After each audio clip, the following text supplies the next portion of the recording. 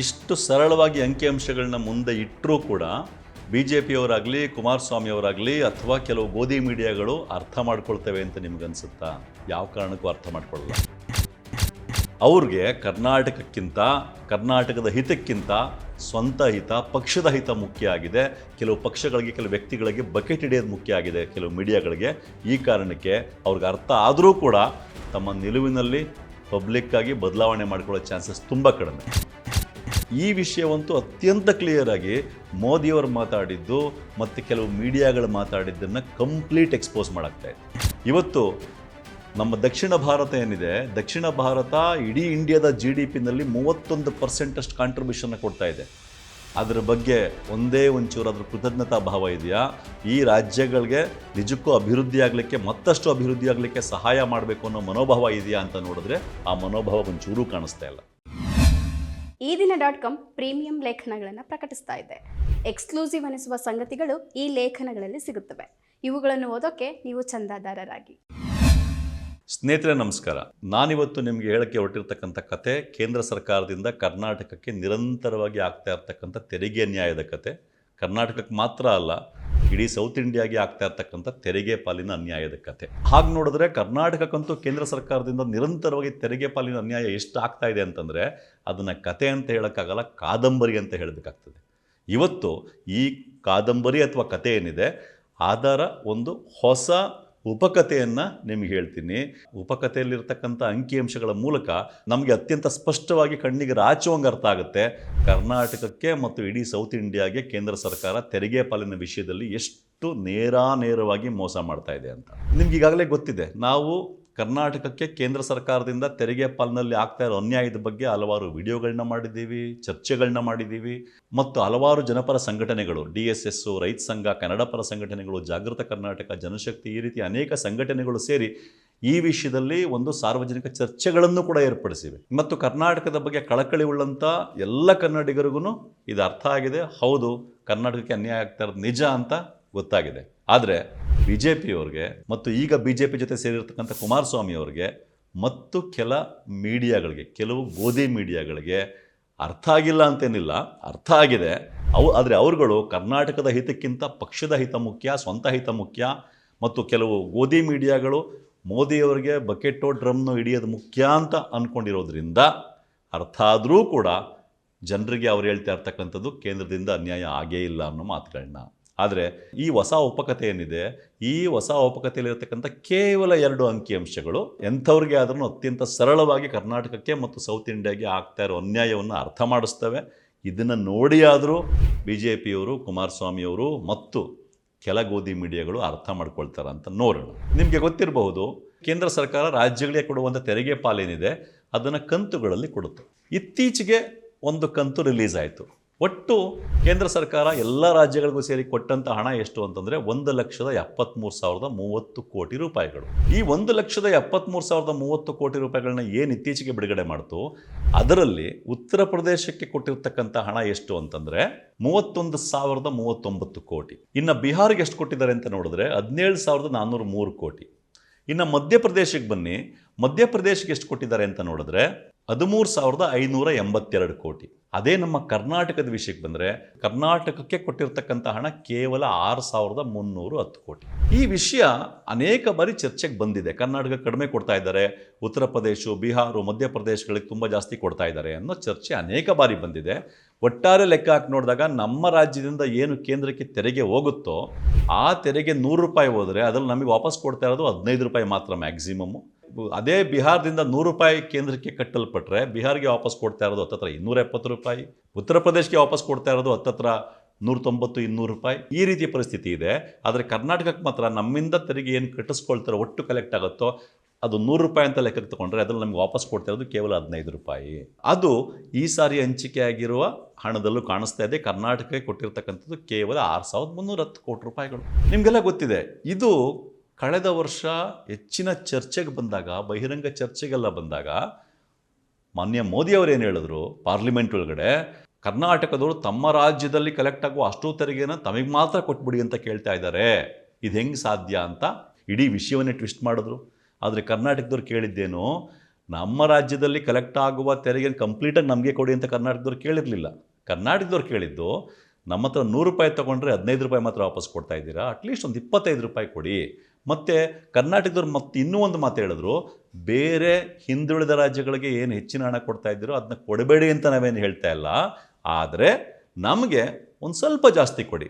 100 ರೂಪಾಯಿ ತೊಗೊಂಡು ನಮ್ಮ ಹತ್ರ 15 ರೂಪಾಯಿ ವಾಪಸ್ ಕೊಡೋದ್ರ ಬದಲು ಒಂದು 25 ರೂಪಾಯಿನಾರು ವಾಪಸ್ ಕೊಡಿ, ಅದರಿಂದ ರಾಜ್ಯದ ಅಭಿವೃದ್ಧಿಗೆ ಸಹಾಯ ಆಗುತ್ತೆ ಅಂತ ಹೇಳಿದ್ರು. ನಮ್ಮದೇ ಕೆಲವು ಟಿ ವಿ ಚಾನೆಲ್ಗಳು, ಕೆಲವು ಆ್ಯಂಕರ್ಗಳಂತೂ ಪದೇ ಪದೇ ನೋಡಿ, ಬೆಂಗಳೂರಿನಲ್ಲಿ ಸದಾಶಿವನಗರದಲ್ಲಿ ಇರ್ತಕ್ಕಂಥವ್ರು ಸದಾಶಿವನಗರದಲ್ಲಿ ಕಲೆಕ್ಟ್ ಆಗುವಂಥ ತೆರಿಗೆನ ಸದಾಶಿವನಗರಕ್ಕೆ ಮಾತ್ರ ಬಳಸಬೇಕು ಅಂತ ಏನಾದ್ರು ಕೇಳಿಬಿಟ್ರೆ, ಆಗ ಬೆಂಗಳೂರಿನಲ್ಲಿ ಇತರೆ ಹಿಂದುಳಿದ ಏರಿಯಾಗಳ ಕಥೆ ಏನು?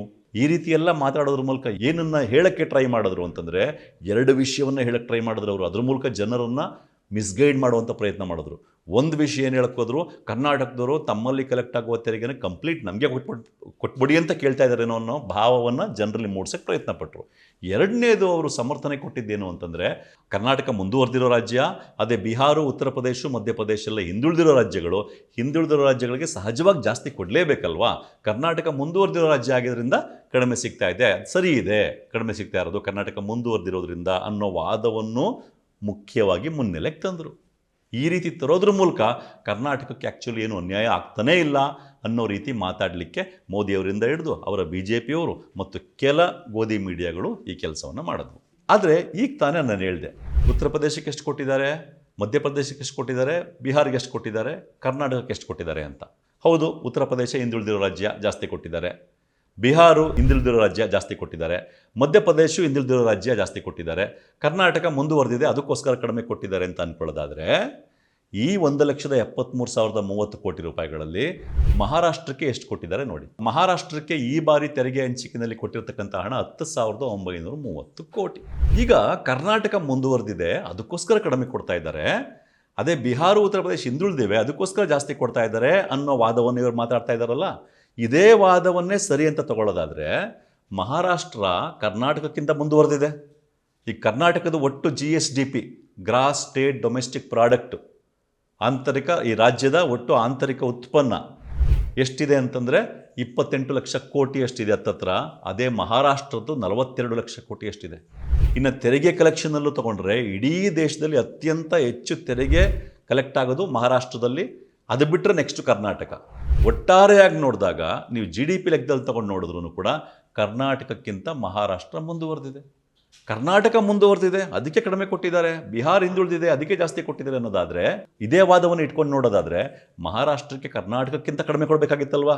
ಆದರೆ ಏನಾಗಿದೆ, ಮಹಾರಾಷ್ಟ್ರಕ್ಕೆ 10,930 ಕೋಟಿ ಕೊಟ್ಟಿದ್ದಾರೆ, ಕರ್ನಾಟಕಕ್ಕೆ 6,310 ಕೋಟಿ. ಮಹಾರಾಷ್ಟ್ರಕ್ಕೆ ಇವರ ವಾದದ ಪ್ರಕಾರನೇ ನಮಗಿಂತ ಕಡಿಮೆ ಕೊಡಬೇಕಾಗಿತ್ತು, ಆದರೆ ನಮಗಿಂತ 4,000 ಕೋಟಿಯಷ್ಟು ಜಾಸ್ತಿ ಕೊಟ್ಟಿದ್ದಾರೆ. ಕರ್ನಾಟಕಕ್ಕೆ ಆ ಲೆಕ್ಕದಲ್ಲಿ 6,000 ಕೋಟಿ ಬದಲು ಕನಿಷ್ಠ 8,000, 9,000 ಕೋಟಿನಾರು ಕೊಡಬೇಕಾಗಿತ್ತು. ಕರ್ನಾಟಕಕ್ಕೆ ಕೊಟ್ಟಿರ್ತಕ್ಕಂಥದ್ದು ಕೇವಲ 6,310 ಕೋಟಿ. ಇದು ಕಣ್ಣಿಗೆ ರಾಜು ಹಾಗೇನೆ ಕರ್ನಾಟಕಕ್ಕೆ ಆಗ್ತಾ ಇರೋ ಅನ್ಯಾಯ ಅಲ್ವಾ ಅಂತ ಯೋಚನೆ ಮಾಡಿ. ಖಂಡಿತ ಇದು ದೊಡ್ಡ ಅನ್ಯಾಯ. ಯಾಕೆ ಅಂತಂದರೆ, ಇವರು BJPಯವರು, ಕೆಲವು ಗೋಧಿ ಮೀಡಿಯಾಗಳು ಹೇಳ್ತಾ ಇರೋದೇನು, ಕರ್ನಾಟಕ ಮುಂದುವರೆದಿದೆ, ಅದಕ್ಕೆ ಕಡಿಮೆ ಕೊಡ್ತಾ ಇದ್ದಾರೆ ಅಂತ. ಇದೇ ವಾದ ಅಪ್ಲೈ ಮಾಡಿದರೆ ಮಹಾರಾಷ್ಟ್ರಕ್ಕೆ ಕಡಿಮೆ ಕೊಡಬೇಕಾಗಿತ್ತಲ್ಲ, ಯಾಕೆ ಕೊಟ್ಟಿಲ್ಲ? ಹೋಗಲಿ. ಇನ್ನೂ ಒಂದು ವಾದ ಹೇಳ್ತಾರೆ, ಏನಂತಂದರೆ ಇದರಲ್ಲಿ ಕೇಂದ್ರ ಸರ್ಕಾರದ ರೋಲ್ ಏನೂ ಇಲ್ಲ, ಫಿನಾನ್ಸ್ ಕಮಿಷನ್ ಯಾವ ರೀತಿ ತೀರ್ಮಾನ ಮಾಡಿರುತ್ತೋ ಆ ರೀತಿ ಕೇಂದ್ರ ಸರ್ಕಾರ ಹಂಚಿಕೆ ಮಾಡಬೇಕಷ್ಟೇ, ಕೇಂದ್ರ ಸರ್ಕಾರಕ್ಕೆ ಏನೂ ರೋಲ್ ಇಲ್ಲ ಅನ್ನೋ ಮಾತುಗಳನ್ನ ಹೇಳ್ತಾರೆ.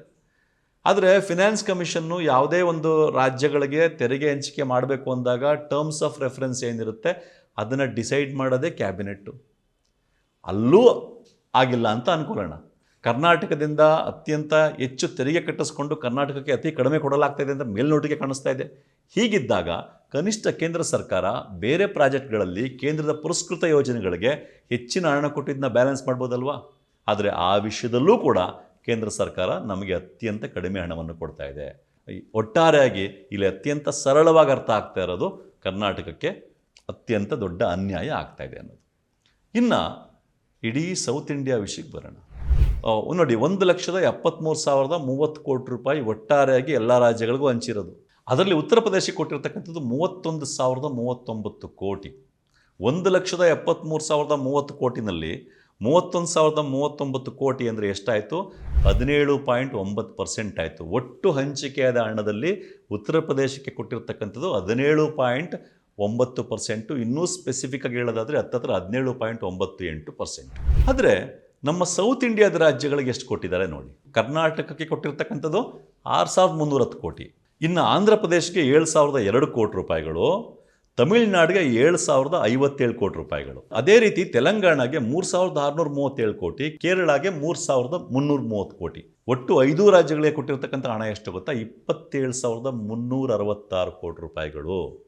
ದಕ್ಷಿಣ ಭಾರತದ 5 ರಾಜ್ಯಗಳಿಗೆ ಕೊಟ್ಟಿರ್ತಕ್ಕಂಥ ಹಣ 27,366 ಕೋಟಿ. ಆದರೆ ಉತ್ತರ ಪ್ರದೇಶ ಒಂದಕ್ಕೆ ಕೊಟ್ಟಿರ್ತಕ್ಕಂಥ ಹಣ ಎಷ್ಟು? 31,039 ಕೋಟಿ. ಒಟ್ಟು 1,73,030 ಕೋಟಿನಲ್ಲಿ ಉತ್ತರ ಪ್ರದೇಶಕ್ಕೆ ಕೊಟ್ಟಿರ್ತಕ್ಕಂಥದ್ದು ಶೇಕಡಾವಾರು ಲೆಕ್ಕದಲ್ಲಿ 17.98%. ಆದರೆ ಅದೇ ದಕ್ಷಿಣ ಭಾರತದ 5 ರಾಜ್ಯಗಳಿಗೆ ಕೊಟ್ಟಿರ್ತಕ್ಕಂಥ ಹಣ ಎಷ್ಟು ಶೇಕಡಾವಾರು ಲೆಕ್ಕದಲ್ಲಿ? ಕೇವಲ 15.8%. ಈಗ ಇಡೀ ದೇಶದ GDP ಇದೆಯಲ್ಲ, ಇಡೀ ದೇಶದ GDPನಲ್ಲಿ ಉತ್ತರ ಪ್ರದೇಶದ ಪಾಲೆಷ್ಟು ಗೊತ್ತಾ? 9.2%. ಅದೇ ನೀವು ಸೌತ್ ಇಂಡಿಯಾ ತಗೊಂಡ್ರೆ, ಸೌತ್ ಇಂಡಿಯಾದ 5 ರಾಜ್ಯಗಳು ಸೇರಿ ನಮ್ಮ ದೇಶದ GDPಗೆ ಕೊಡ್ತಕ್ಕಂಥ ಒಟ್ಟು ಕಾಂಟ್ರಿಬ್ಯೂಷನ್ ಎಷ್ಟು ಗೊತ್ತಾ? 31%. ಈ ದೇಶದ ಒಟ್ಟು GDPನಲ್ಲಿ 31% ಅಷ್ಟು GDP ಸೌತ್ ಇಂಡಿಯಾದಿಂದನೇ ಬರುತ್ತೆ. ಅಂದರೆ ಈ ದೇಶದ ಒಟ್ಟು ಬೆಳವಣಿಗೆಯಲ್ಲಿ ಸೌತ್ ಇಂಡಿಯಾದ ಪಾಲು ಬಹಳ ದೊಡ್ಡದಿದೆ. GDPಗೆ 31% ಕಾಂಟ್ರಿಬ್ಯೂಷನ್ ಇಡೀ ಸೌತ್ ಇಂಡಿಯಾ ಸೇರಿ ಕೊಟ್ಟರೂ ಕೂಡ ತೆರಿಗೆ ಪಾಲು ಹಂಚಿಕೆ ಮಾಡುವಾಗ ಇಡೀ ಸೌತ್ ಇಂಡಿಯಾಗೆ ಸೇರಿ ಕೊಡ್ತಾ ಇರೋದು 15.8%.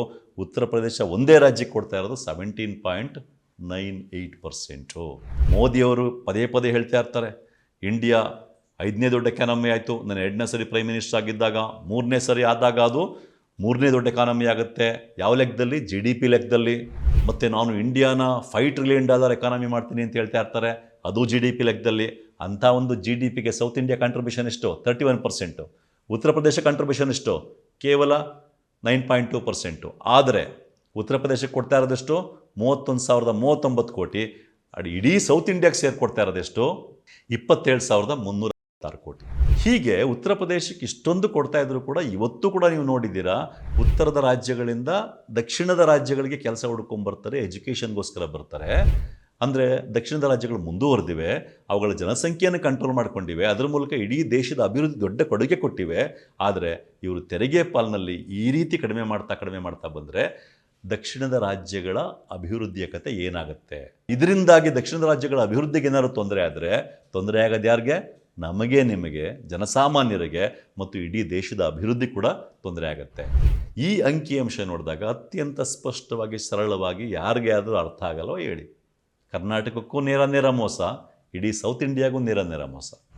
ಇಷ್ಟು ಸರಳ ಅಂಕಿಅಂಶ ಇದ್ದಾಗಲಾದರೂ BJPಯವ್ರಿಗಾಗಲಿ, ಕುಮಾರಸ್ವಾಮಿ ಅವ್ರಿಗಾಗಲಿ, ಗೋಧಿ ಮೀಡಿಯಾಗಳಿಗಾಗಲಿ ಅರ್ಥ ಆಗಲ್ವಾ? ಖಂಡಿತ ಅರ್ಥ ಆಗುತ್ತೆ. ಅದರಲ್ಲೂ ಕುಮಾರಸ್ವಾಮಿಯವ್ರಿಗಂತೂ ಇನ್ನೂ ಚೆನ್ನಾಗೇ ಅರ್ಥ ಆಗುತ್ತೆ. ಯಾಕೆ ಅಂತಂದರೆ, ಕುಮಾರಸ್ವಾಮಿಯವರು ಈಗ BJP ಜೊತೆ ಇರೋ ಕಾರಣಕ್ಕೆ ಟ್ಯಾಕ್ಸಲ್ಲೇನು ಅನ್ಯಾಯನೇ ಆಗಿಲ್ಲ. ಅನ್ಯಾಯ ಆಗಿದ್ರು ಅದಕ್ಕೆ ಫಿನಾನ್ಸ್ ಕಮಿಷನ್ ಕಾರಣ. ಫಿನಾನ್ಸ್ ಕಮಿಷನ್ನು ಸ್ಟಾರ್ಟ್ ಆಗಿದ್ದು ಕಾಂಗ್ರೆಸ್ ಅಧಿಕಾರದಲ್ಲಿದ್ದಾಗ ಸೆಂಟ್ರಲ್ ಗೌರ್ಮೆಂಟಲ್ಲಿ. ಹಾಗಾಗಿ ಈಗ ಅನ್ಯಾಯ ಆಗ್ತಾ ಇದೆ ಅಂದರೆ ಅದಕ್ಕೂ ಕಾಂಗ್ರೆಸ್ಸೇ ಕಾರಣ. ಈ ರೀತಿ ಮಾತುಗಳನ್ನ ಕುಮಾರಸ್ವಾಮಿ ಆಡ್ತಾ ಇದ್ದಾರೆ. ಯಾಕೆ ಅಂತಂದರೆ ಅವ್ರಿಗೆ BJP ಜೊತೆ ಇದ್ದಾರೆ. ನಾಳೆ ದಿನ ಅವ್ರು BJP ಬಿಟ್ಟು ಈಚೆ ಬಂದರೆ ಅವರು ಖಂಡಿತ ಬೇರೆ ಎಲ್ಲರಿಗಿಂತಲೂ ಸಿಕ್ಕಾಬಟ್ಟೆ ಪರಿಣಾಮಕಾರಿಯಾಗಿ ಕರ್ನಾಟಕಕ್ಕೆ ತೆರಿಗೆಯಲ್ಲಿ ಹೆಂಗೆ ಅನ್ಯಾಯ ಆಗಿದೆ ಅಂತ ಮಾತಾಡ್ತಾರೆ. ಒಟ್ಟಾರೆಯಾಗಿ ವಿಷಯ ಇಷ್ಟು ಸರಳ ಇದೆ. ಇಷ್ಟು ಸರಳ ಇದ್ದಾಗಲಾದ್ರೂ, ಅಂಕಿಅಂಶಗಳು ಇಷ್ಟು ಕಣ್ಣಿಗೆ ರಾಚುವಂಗೆ ಕಾಣಿಸ್ತಾ ಇದ್ದಾಗಲಾದ್ರೂ BJPಯವರು, ಕುಮಾರಸ್ವಾಮಿಯವರು, ಗೋಧಿ ಮೀಡಿಯಾಗಳು ಅರ್ಥ ಮಾಡ್ಕೊಳ್ತಾವ ಅಂದರೆ ಯಾವ ಕಾರಣಕ್ಕೂ ಅರ್ಥ ಮಾಡ್ಕೊಳ್ಳಲ್ಲ. ಯಾಕೆಂದರೆ ಅವ್ರಿಗೆ ಅರ್ಥ ಆಗಿದೆ ಏನಿದೆ ವಾಸ್ತವ ಅಂತೇಳಿ. ಆದರೆ BJPಯವ್ರಿಗೆ ರಾಜ್ಯಕ್ಕಿಂತ ಪಕ್ಷ ಮುಖ್ಯ ಆಗಿರೋದ್ರಿಂದ, ಗೋಧಿ ಮೀಡಿಯಾಗಳಿಗೆ ಮೋದಿಯವರಿಗೆ BJPಯವ್ರಿಗೆ ಮೆಚ್ಚೋದು ಮುಖ್ಯ ಆಗಿರೋದ್ರಿಂದ ಅರ್ಥ ಆದರೂ ಕೂಡ ಅರ್ಥ ಆಗದೇ ಇರೋ ಥರ ಇರ್ತಾರೆ. ಹಾಗಾದರೆ ಇದನ್ನ ಅರ್ಥ ಮಾಡ್ಕೋಬೇಕಾಗಿರೋದು ಯಾರು? ಜನಸಾಮಾನ್ಯರು ಅರ್ಥ ಮಾಡ್ಕೋಬೇಕಾಗಿದೆ. ನಾವು ನೀವು ಅರ್ಥ ಮಾಡ್ಕೋಬೇಕಾಗಿದೆ. ಯಾಕೆಂದರೆ ಈ ರೀತಿ ಅನ್ಯಾಯ ಆಗ್ತಾ ಹೋದರೆ ತೊಂದರೆ ಆಗೋದು ನಮಗೆ, ನಿಮಗೆ, ಇಡೀ ರಾಜ್ಯಕ್ಕೆ.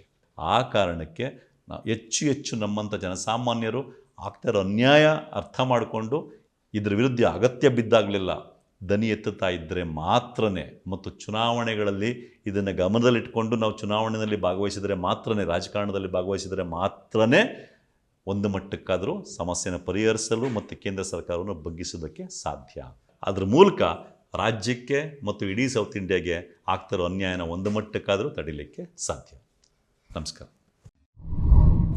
ಮತ್ತಷ್ಟು ವಿಶೇಷ ವಿಡಿಯೋಗಳನ್ನು ನೋಡಲು ಮತ್ತು ಹೊಸ ವಿಡಿಯೋಗಳ ಬಗ್ಗೆ ತಿಳಿಯಲು ಈ ದಿನ .com ಯೂಟ್ಯೂಬ್ ಚಾನೆಲ್ ಸಬ್ಸ್ಕ್ರೈಬ್ ಮಾಡಿ ಮತ್ತು ಬೆಲ್ ಐಕಾನ್ ಕ್ಲಿಕ್ ಮಾಡಿ.